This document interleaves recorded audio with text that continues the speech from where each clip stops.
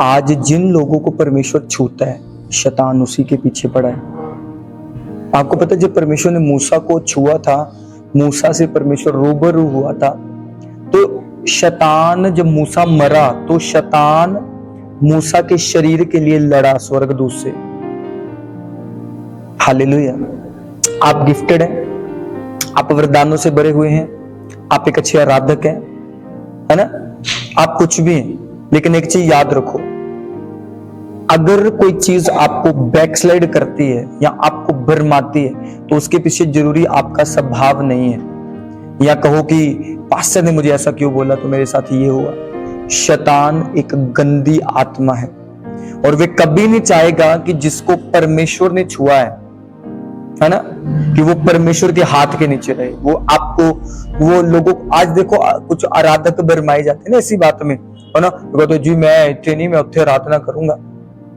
आराधक भरमाए जाते हैं, वॉलंटियर्स भरमाए जाते हैं, है ना, बहुत सारी चीजें, टीम में से बहुत सारे लोग ऐसे भरमाए जाते हैं। इसलिए एक चीज हमेशा याद रखो, शैतान उसी चीज को छूता है जिसको परमेश्वर ने छुआ है।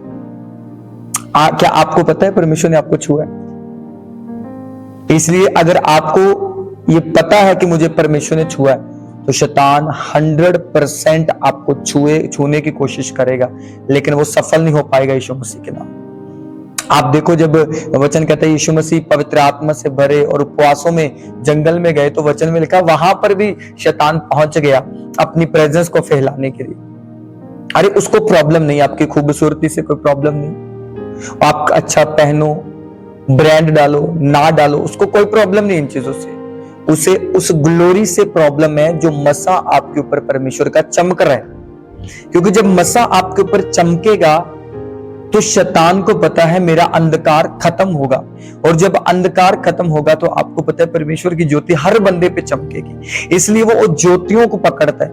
आज जो बंदा लगा लो नशा कर रहा है, शैतान उससे ज्यादा पंगे लेने की जरूरत नहीं है शैतान को उसके साथ, वो तो कर रहे हैं अपनी जगह पर जो कर रहे हैं, लेकिन वो पकड़ उससे रहा है जो बंदा धार्मिकता वाला जीवन जी रहे।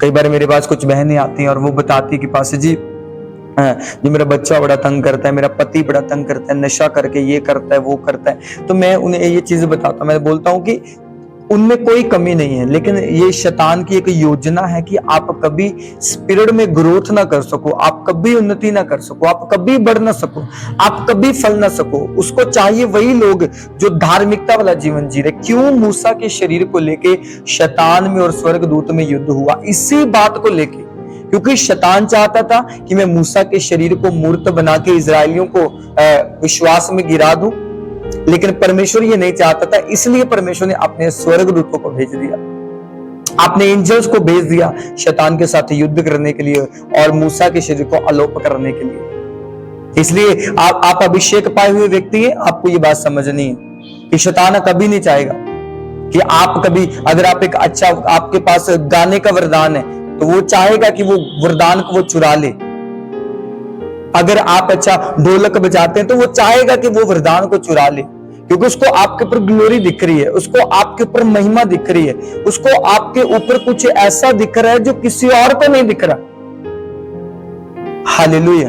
हो सकता है आपको भी नहीं दिख रहा कि आपका फ्यूचर करियर कैसा होगा आगे जाके, लेकिन शैतान को ये सब कुछ दिख रहा है।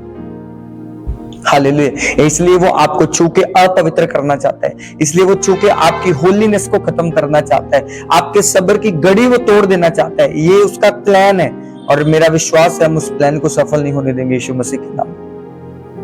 मैं पिता के ब्लड में आपको कवर करता हूं और विश्वास करता हूं जो आपने सीख लिया है आप ब्लेस हैं यीशु मसीह के नाम।